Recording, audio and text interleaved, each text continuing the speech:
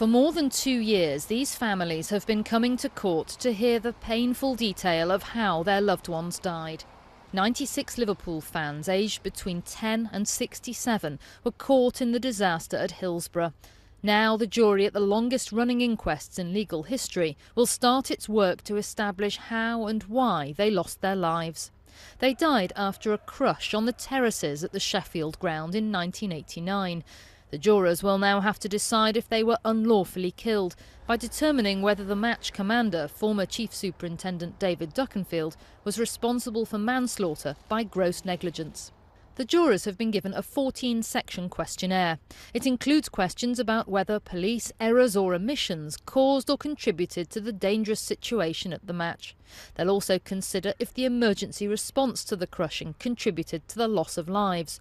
And they'll comment on whether the behaviour of supporters contributed to a dangerous situation outside the ground in Sheffield. The coroner has said this is a very controversial issue. The families will now wait for the jurors to return their conclusions. I'm very pleased we're at this in this position.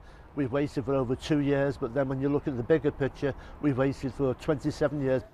The coroner, Sir John Goldring, has told jurors to put their feelings about the disaster to one side and to assess the evidence dispassionately and without emotion.